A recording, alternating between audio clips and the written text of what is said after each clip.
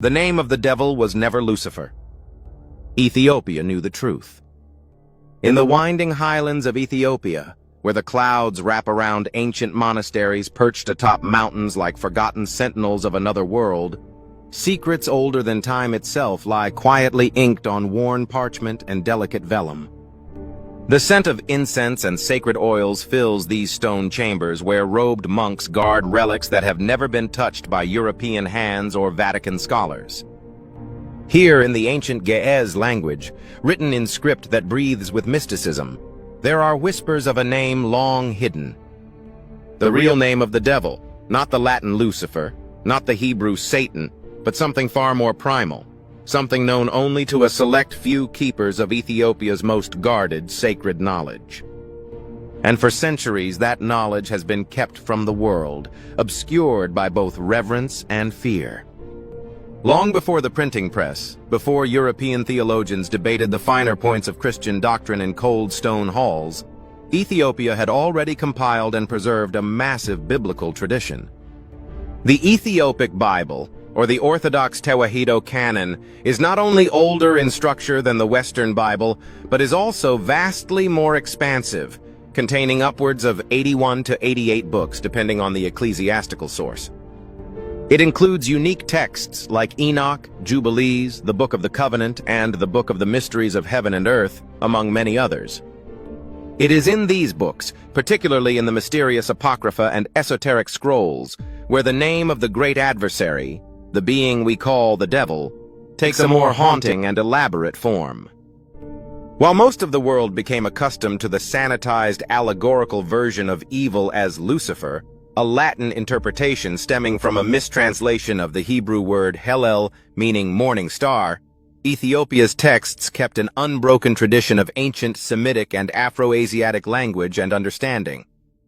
In the Book of Enoch, preserved in its entirety only in the Ge'ez version and considered canonical by the Ethiopian Church, the devil is not merely an adversary, but a complex entity with a tangled genealogy. He is named as Satanael, Gadriel, Azazel, and even Semjaza, depending on the act committed and the rank held among the fallen.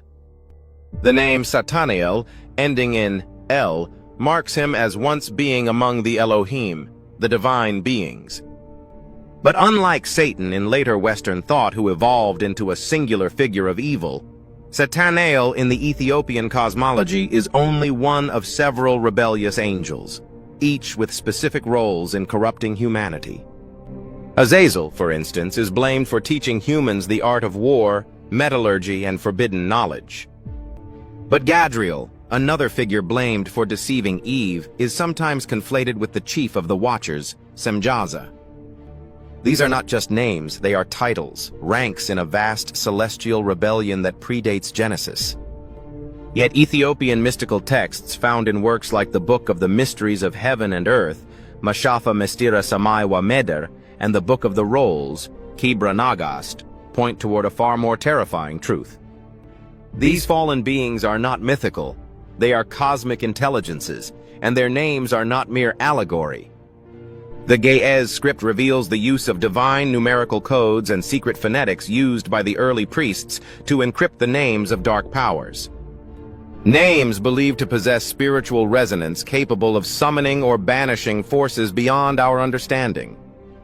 In one such text, scholars have debated for years the untranslated name rendered phonetically as Sebel, a name eerily absent in Western manuscripts, yet present in Ethiopia's oral and written traditions, as the one who divided the heavens, tried to usurp the divine throne, and created the illusion of separation from God. This name, Sebel, which translates loosely to the defiler of light, or he who pollutes purity, is not found in Roman theology or Greek philosophy.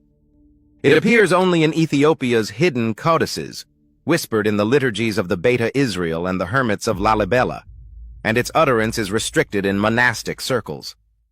According to one 14th century manuscript stored in the Debre Damo monastery, Sebel is the origin name before the fall, before Satanael took up arms against the Most High. The Vatican, which maintains one of the largest collections of ancient manuscripts, has long shown an intense interest in Ethiopia's religious texts.